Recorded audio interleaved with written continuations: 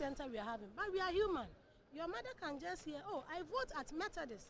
Your mother will come. When the person comes, we will in turn ask the person politely. That is what we've been doing from morning. Do you have the polling agents here?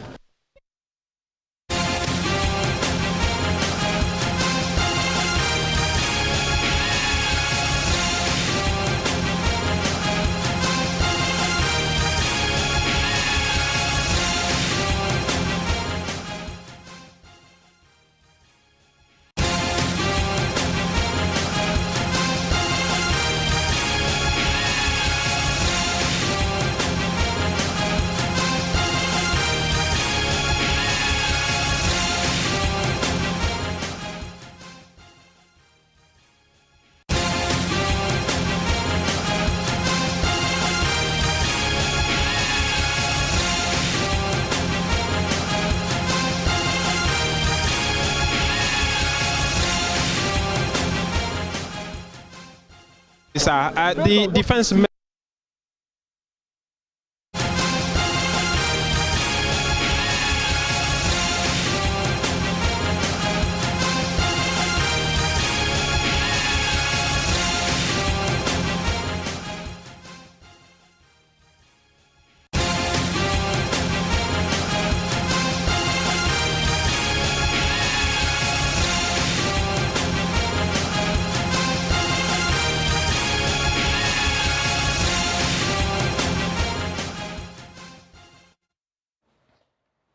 This is Joy News Today, coming to you live from our studio here in Kokomemle, broadcasting to all 16 regions of Ghana on the Joy News channel, as well as around the world on myjoyonline.com, on Facebook and X Spaces, and on YouTube. Our headline this hour: violence disrupts voting at the Odoko Methodist polling station in Ablekuma North Parliamentary Election Rerun. With growing concerns over the security situation, we are live and with our team of reporters on the ground in the constituency as Interior Minister Muntaka Mumbarak storms the constituency.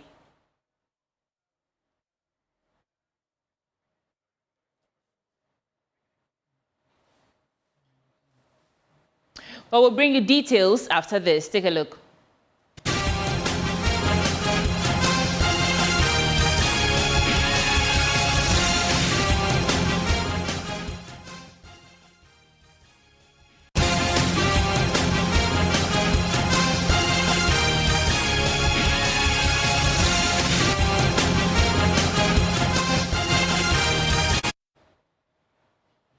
Violence disrupted voting at the Odoko Methodist polling station, Ablekuma North Parliamentary Election Rerun, with growing concerns over the security situation. The Interior Minister, Muntaka Mumbarak, has just arrived at that polling station, and we'll get you the latest on that very soon. So far, 2 journalists from JoyNews and GH1, as well as former Member of Parliament Hawa Kumsin, have been reportedly assaulted.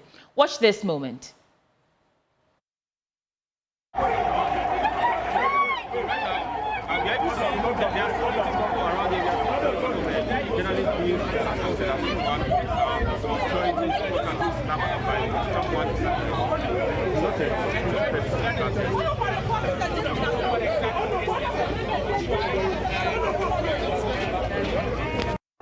Wow.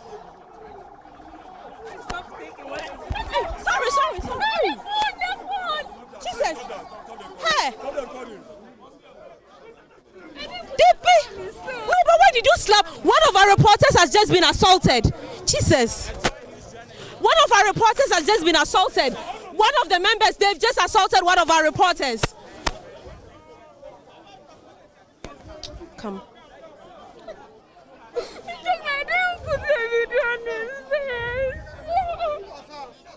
One of our reporters have been It's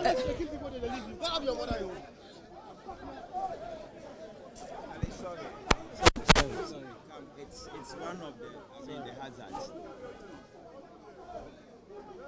No, he really hit her. He really hit her. He really hit her. No, he just hit her. It's okay. She was just even turning away. And the officers, they are all standing there. They didn't see her. They didn't see her. No one should be there.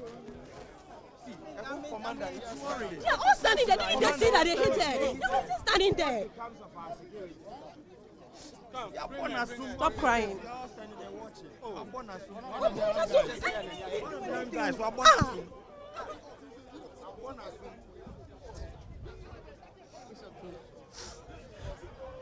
Sorry.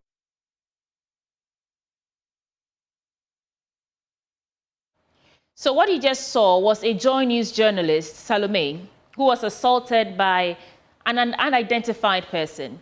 Now, that's on one side of the story. There are other pockets of issues of violence that we want to bring to your attention. There was an officer of the Ghana Police Service captured in a viral video assaulting a GH1 journalist during the Ablekuma North Parliamentary Rerun, and as have been indicated. Now, the police, in a statement, have announced that the officer has been removed from election duties with immediate effect. A full investigation has been launched by the Police Professional Standards Bureau to determine the circumstances surrounding the incident. Take a look.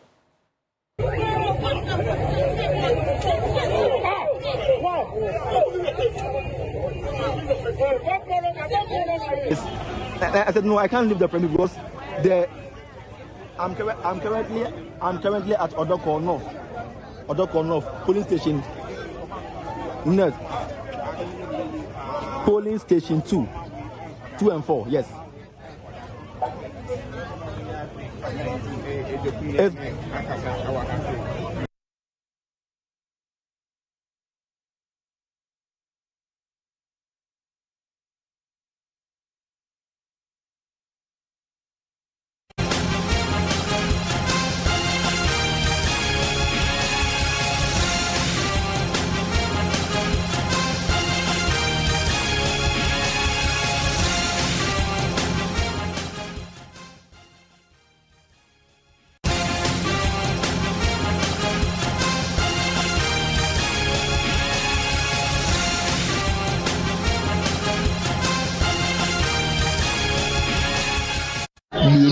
Miensa eni aka boom.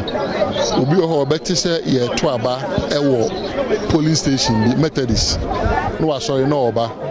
Wan hwe se ono no police station ne ka ho ana. Eno ka ho bia ma ebinom edu ba bi o mo ka se bia ono nidin enim. But ba bia ampa obi edin enim no electoral commission no e de be adwuma. You understand?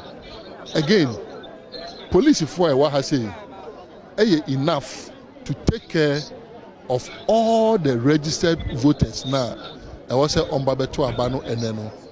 It in yesterday say yenye GDA e police ni mu na omonye adwuma. Eya adwempa enti ne yempe say ye de asoja for asrafo ebeba ababe rera voting numu. Yempe ne sa fi say elections oboni beka say e civil adie and ye enye war. You understand?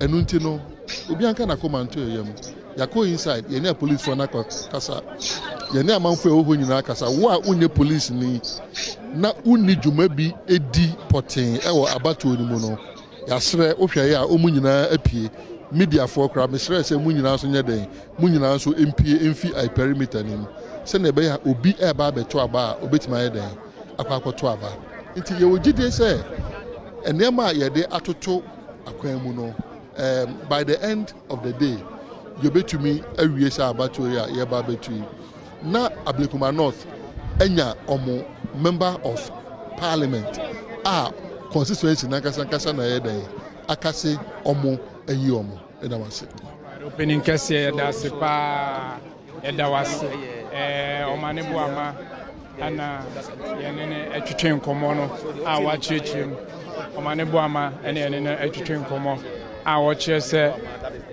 hu hia se womo ede asojafo eba ha one eye interior minister eye Mutaka Mubarak ana womo enam no ana wa kire no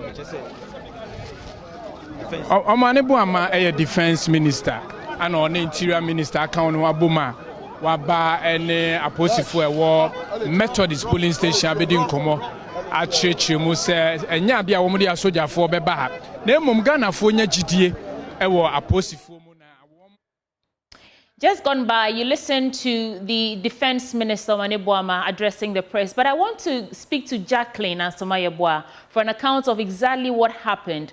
I brought you 2 separate incidents of journalists being assaulted today alone as we are doing that rerun in 19 constituency. Jackie, well, we heard you shout, "Jesus, she has been slapped." Can you walk us through the moments that led up to that particular time? Yeah, sweetie. So it was during the live commentary. My eyes was everywhere as at that point. It was inside the main perimeter and also outside because there were 2 incidents happening at the same time. There was a chaos inside where they were most of they went in with force. I don't know which party it was, but they went in with force. So there was chaos between the police and these members. Right about that same time, there was chaos outside too, where a lady was being slapped. Yes. So where the lady was being slapped, my colleague Sally was standing right by the lady. So I had to get down because they were beating everybody who was around. So I was going closer to pull her away. That was when I realized the guy, he just threw a punch into Sally's face, a very huge punch, which resulted in her having a red eye and a cut on her face. So I've seen some video moving around where I was trying to pull her away from the guy because he was also about to hit me. He actually pulled, when he hit her, he pushed her phone away. So initially I thought he had even taken away the phone that she had. She had a tripod and the phone as at that point. So that was what happened earlier. Right. Since had just happened. Jackie, I hear you say that these men who look like pugilists were going out from somewhere into another location and they had slapped another lady who was standing by Salome. Who are they? Where were they moving from? And where were they going? And why were they slapping people? Well, so that was right about the time that we saw most of the MPP party executives come here. If you remember the interview, it was around the time he had finished speaking to Samia Wuku and many more.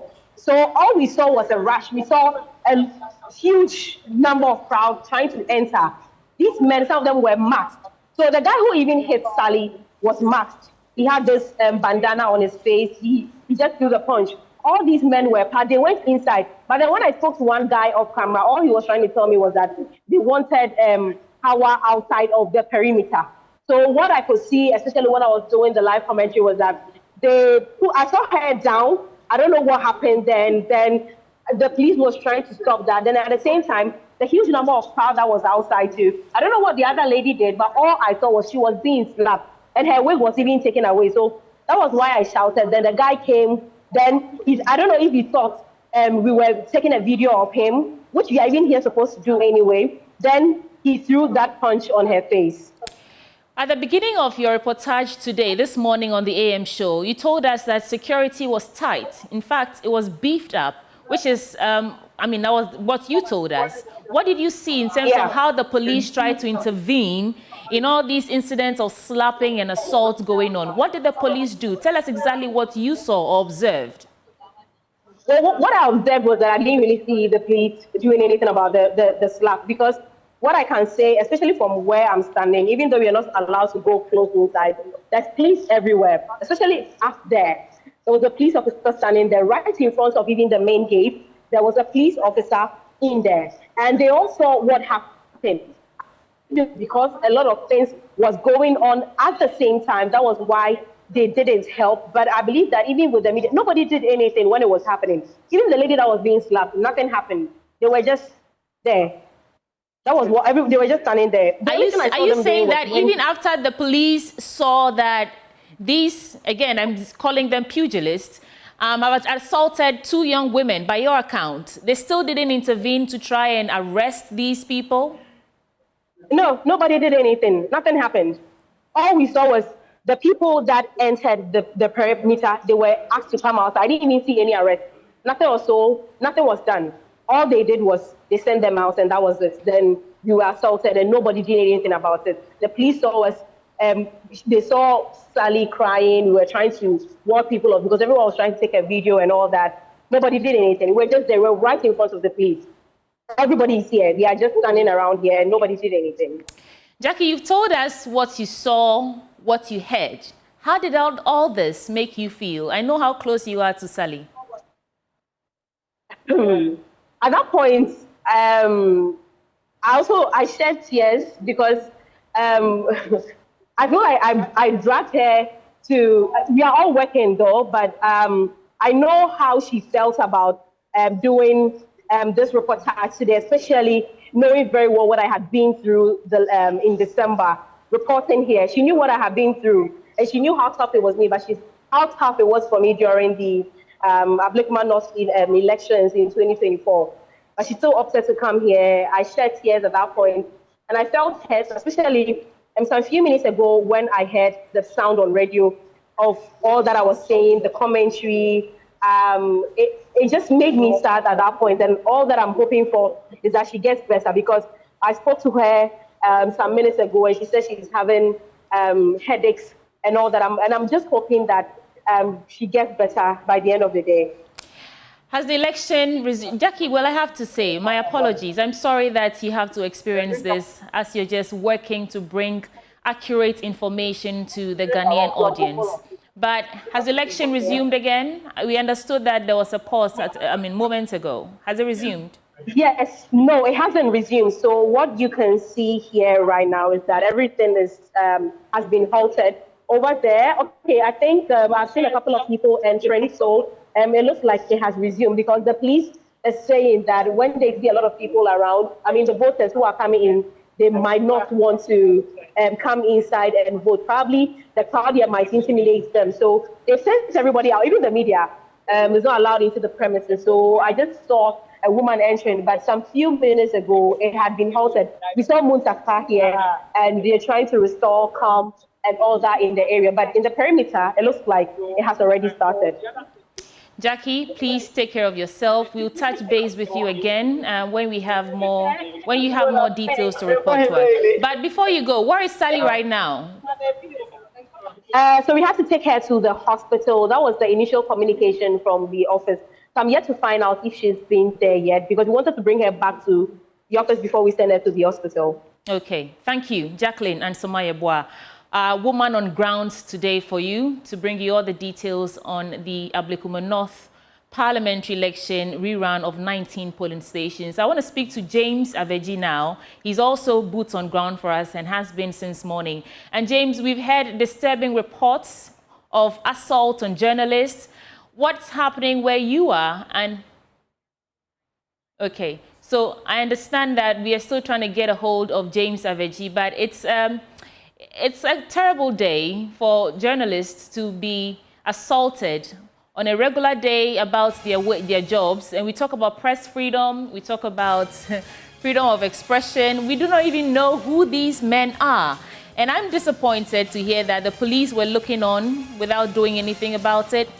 The whole reason why we have about 100 policemen stationed at each polling station is so we can prevent issues like this. And so if this is what we are seeing, remember that the main reason why we are here doing an election rerun in 19 polling stations is because violence marred the collation process for the first time, December 2024. Attempts to recollate didn't work out. And this time now is the same thing. Let's pause here and listen to some sights and listen to sounds and see some sights of what's happening on grounds.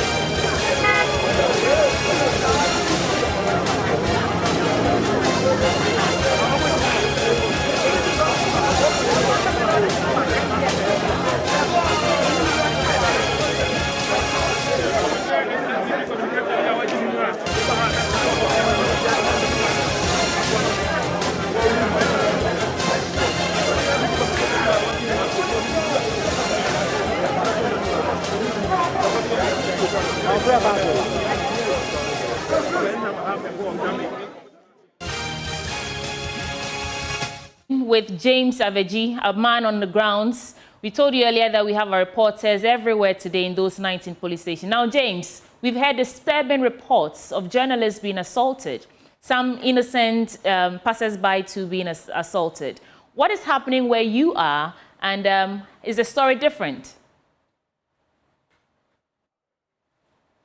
Oh, sweetie, it's very different from where I have been so far. I have been to about 5 polling stations so far before making my way to the center of the violence. I just came to meet the violence that's been happening at the Odoko polling station.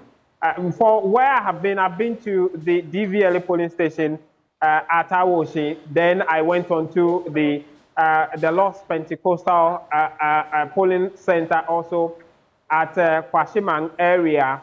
I also went to the Sakaman area as well before coming here. There's been calm at those polling stations that I've been to. Voting process have been going on smoothly and peacefully.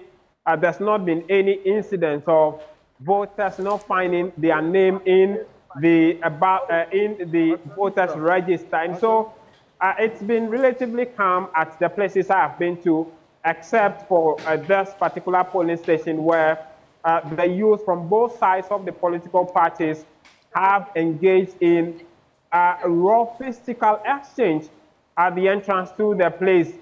Their demand have been that the former MP who made her way here, Hawa Kumsin, should leave the place, which led to the disagreement between the two political parties. But I must also say that both the Interior as well as the Defense Ministers, Honorable Muntaka Mubarak Mohammed, as well as the Defense Minister, Dr. Manik Buama, just left the place, and they have engaged with the police to know what exactly has been happening.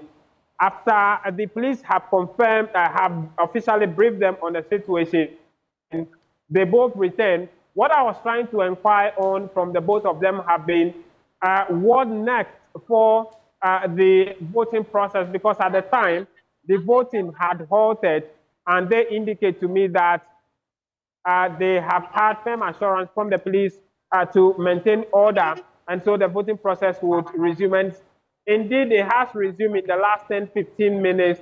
You see a number of police officers still arriving in this police FPU vehicle, fully draped in their violence control gear in the bus. They've just been brought here and descending, alighted from the bus, and will be taking position. And so from the two ministers in charge of peace and security, both defense and interior, they have confirmed. You see the police officers there making their way to the voting center, fully draped in their violence control gears, making their way there now to make sure that the process continues unabated. So that's the situation here as we speak. More police officers coming in now to take positions. You see them fully armed, fully draped in their riot control gears, making their way to the voting center to maintain law and order. And so the voting process has resumed now, and voters are queuing to vote. So just a quick recap, the violence has been as a result of the NDC supporters demanding that Honorable Hawa Kumsin, who is here, as I understand, was also taking part of the monitoring process. What we know is that the two political parties, aside the party executives as well as the sitting MPs, they have deployed a number of officials to go on monitoring rounds at the various polling stations on behalf of the party. And so it is as part of one of those rounds that the NDC youth encounter Honorable Hawa Kumsin and demanded that she is taken out of the polling center. We didn't sit well with the NPP youth as well, leading to the chaos and the fight between them. But the police as well as the party officials have been able to negotiate with them and bring calm. And so that's what happened here earlier bring calm, and they had left, and the Interior and Defense Ministers coming also to ascertain the situation. More police deployments have been done now. So we want to believe that this will be the situation as the voting has resumed. It's just 463, I should say, voters who are expected to cast their ballots here.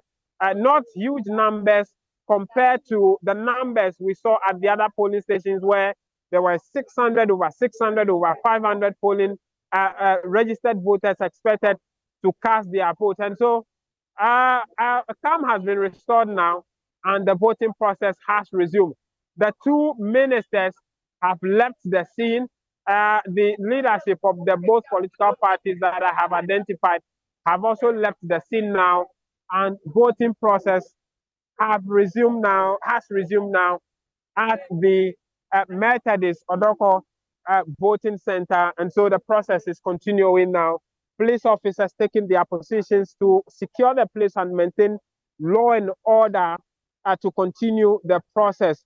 The number of officers who also draped in their riot control gears, I don't see them holding arm. Actually, they hold the baton they used to control riot. You see them in your shots, they're moving to still take position behind the voting center in order to maintain calm.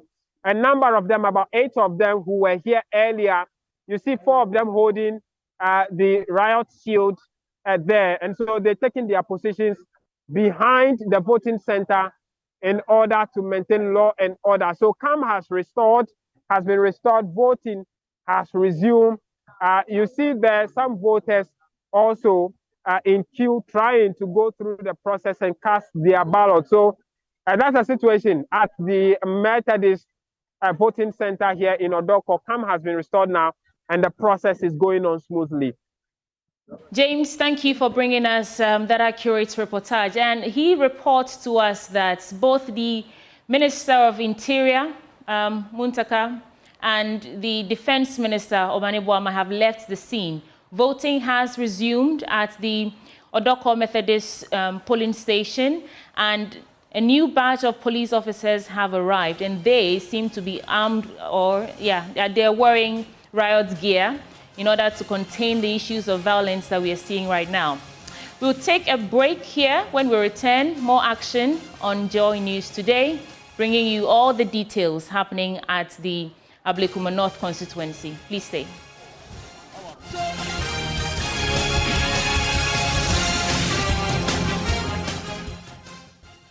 Welcome back. This is still Joy News today, and you're watching the live coverage of the election rerun in Ablekuma North constituency in those 19 polling stations. Now, let's get to our lead data and research analyst here at Joy News, Isaac Kofieje. Isaac, I know you have some analyses that you want to bring to us in terms of what the data is saying. Exactly what do we need to hear from you? Well, first, Susie, let's focus on what happened at the Methodist polling station. It looks like this is where the violence is concentrated. And earlier we said that if this should continue, the number that we should focus on is 463 registered voters who are expected to go there. In the morning, we got the indication from the Ghana Police Service that each polling station will receive about 100 police deployment. That's about 1,900 police personnel to deploy across all 19 polling stations. If you do the math, that means one policeman is supposed to cater for, let's say, 3 or 4, registered voters. And you just saw the visuals, the number of people trooping in from other places. It means that the work has become difficult. That is why you saw that reinforcement there. So 1,900 policemen on the grounds at the moment, and we understand that there is reinforcement. And you saw there the center of attraction is the Methodist polling station. The exact same place where the violence started during the December 2024 collation of that same constituency. Absolutely, yeah. And the point is that we are currently even at the point of voting. So how much more collation, when collation and counting start? What will be the picture that we'll see in Ablekuma North? But one thing that we need to also focus on is that Remember what happened in Ayawaso West? We got another by-election. We have not learned our lesson from those, violence. So you see the same things happening over and over again. You see journalists being beaten. You see, people causing chaos and commotion and all of that. It's the same element that actually clouds our electoral processes, and this is the only democracy we actually have to, protect. Now we're trying to look at why Ablekuma North is so important, and we understand that even with this election, the most important thing to focus on will be the turnout. And we showed that Ablekuma North since 2012 has had a decline in the turnout, where it has actually moved from 80% turnout to somewhere around 62 currently. Yeah. And the projections are that even if you look at the figures we are seeing so far, it could be less at the end of this election. And we have said that in Ablekuma North, if you sample about 10 registered voters, only 6 or 7 are likely to go out there to vote currently. And looking at what is happening, this could be a big disincentive for voters, especially those who find themselves in the Methodist area. 463 registered voters. We've seen the highest being around Ateko, a polling station where about, I think, 645 registered voters are expected to go there and vote. The average is around 431 registered voters per polling station. We are hoping that maybe at 5 o'clock when polls close, we'll see a smooth counting and coalition treaty. But that's what you just said. This could be a great incentive for people who are now planning to go out there and vote. Already, this is a challenge. Turnout for these two candidates, Irab Norbin and Anekwe Free. If you're operating around 60%, coming from 80%, there we have it. Yeah. And you're seeing this in early hours as this. Well, not so early. It's midday right now. But I doubt that those who haven't already made their way to the polling stations would even want to get out of the comfort and security of their homes. One thing, though, that our reporter, James Aveji, mentioned is that the policemen who were already stationed there since morning didn't carry arms or any kind of protective gear. It was those who were brought in for reinforcements. They were the ones who brought that. I thought that was interesting because you could see them standing aloof. They didn't even intervene. But Kofi, let me not take the wind out of your sail. That's always been the arrangement where you have, security personnel who are not armed, and then when the situation is escalated, possibly you bring a different breed of police, security personnel. But it also depends on the polling station you find yourself in. And I know that the Ghana Police Service should have actually learned from the lesson of what happened on December 7th. It goes without saying. Exactly, where you know that this Methodist polling station that we are talking about is the center of, violence. The stakes were high. Exactly. They always were high. And so if you are actually deploying 100 policemen who are not armed, the question is, what are they there to do when some of these things happen? Do you have to wait for some of these things to happen before you do, you redeploy or add other policemen to actually come and then avert the situation? But what we know about Ablekuma North is that whatever happens is going to change, the parliamentary makeup that we currently have. And I was telling you about the decline in the turnout. The reason why this is important is that if you look at Ablekuma North, we've said that, okay, so Kofi, I have to interrupt you at this point. So we understand that James Aveji, I told you we have boots on ground, has more information for us. And James, please go ahead and report. The chaos has been happening in the last few minutes. In the last 30 to 1 hour or so, supporters of the two political parties have been clashing with each other. And in fight, the police as well as the leadership of the parties have been able to negotiate with them, and calm has been restored. You see the bus coming out now, just brought in a number of more police officers dressed up in their riot control gears, who are here to enforce law and order and maintain some level of sanity at the voting area for the process to continue. A number of the police officers are here now. They are manning the gate now, arranged in front of the gate, which is the entrance to the polling station. So what is happening now is that before you get access to the voting center, you must have been a voter, but has proved your identity with either your voter card or your Ghana card before you get access to the voting area. And so no one is allowed into the inner perimeter where the voting exercise is happening now as we speak. You see the supporters of the various parties on the streets catching glimpse of what is happening so far. They've been standing around observing the process as passers-by also going to and from the voting area. And so calm has been restored. About 15-20 more officers have been brought here. For those of you just joining us on the JoyNews channel, it has been chaotic here at the Methodist Church Voting Center, where the two supporters of the two political parties engaged in fisticuffs. They threw blows at each other on one issue. A former member of parliament was here from the central region. Honorable Mavis Hawakumsin was here to also monitor the process. What we've been told is that she was here as part of the monitoring process by the two political parties. The two political parties have deployed a number of party top executives as well as MPs and former MPs across the country to monitor the process.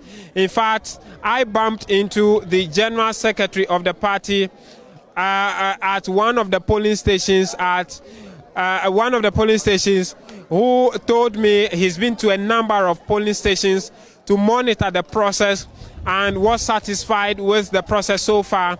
It had been calm until we got here only to chance into the fisticuff between the supporters of the two political parties.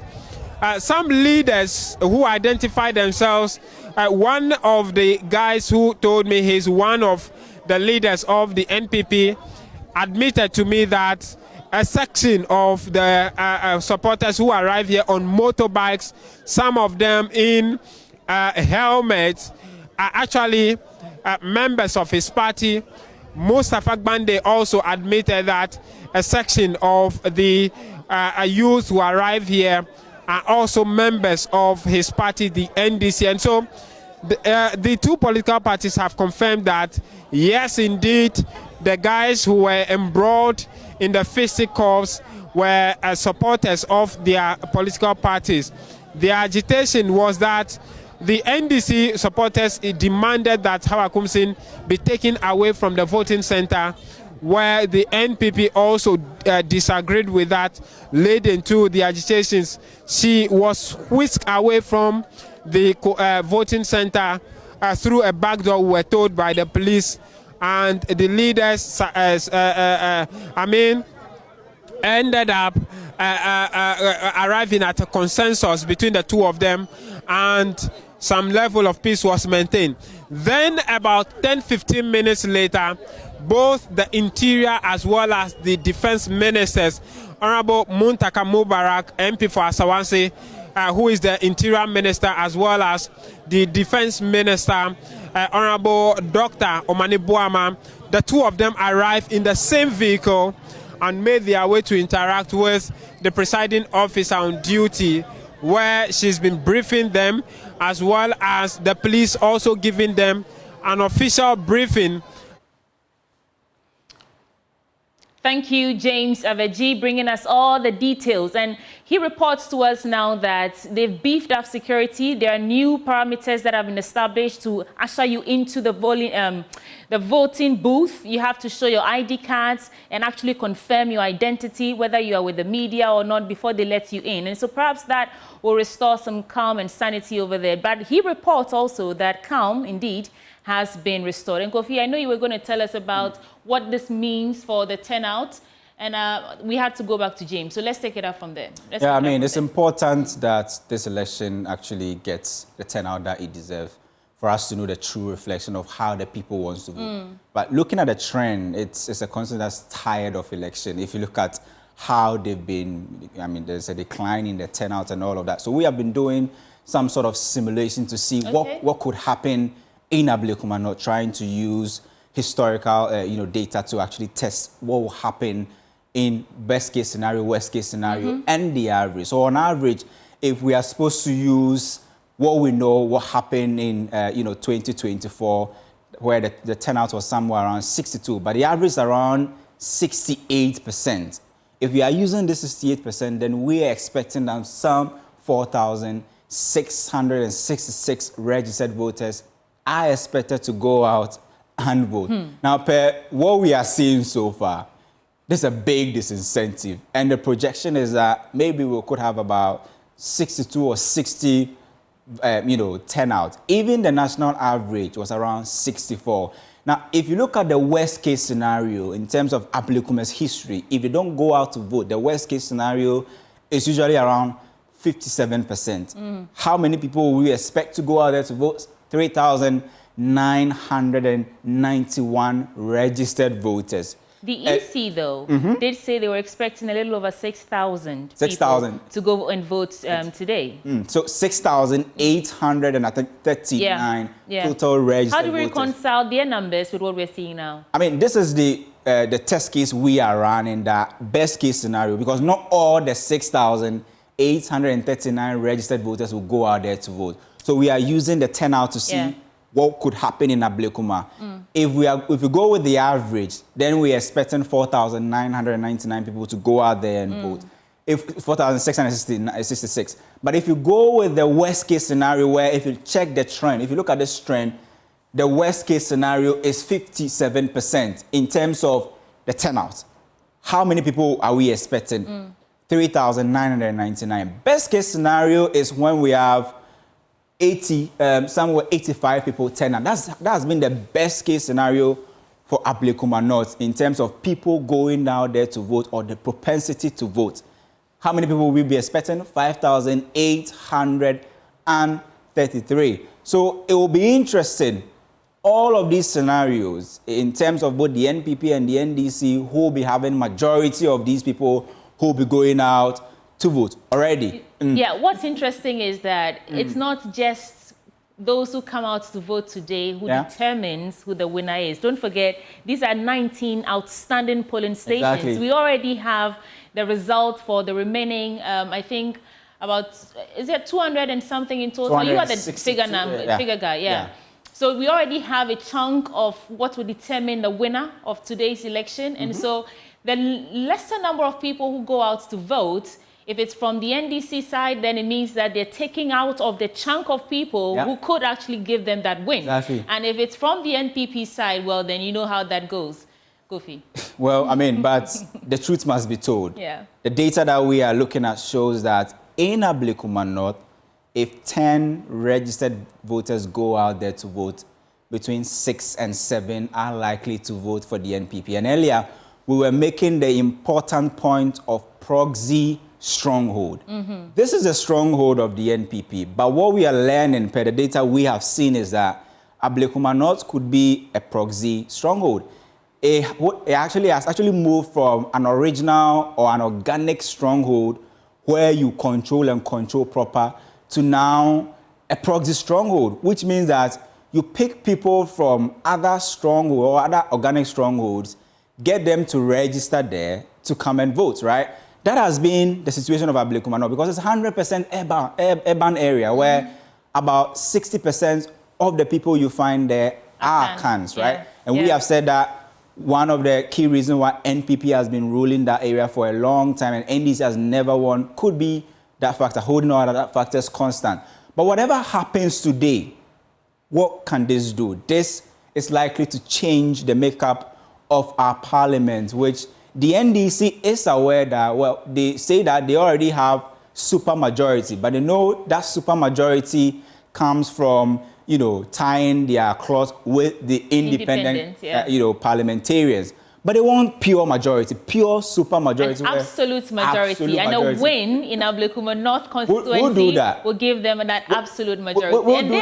The NPP, I wonder why they're calling it a parliamentary dictatorship. If that happens, they're saying, we spoke to, who was that? Malik Basin, no, that was Miracles. Miracles Dennis Abuaji, thank you. And he said that that is the reason, that's what this election means to them, this rerun. It means that they get to stop this administration from getting a parliamentary dictatorship. Shine some light on this one. Well, I mean, in numerical terms, this doesn't mean a lot, but it means a lot. That's what he actually said.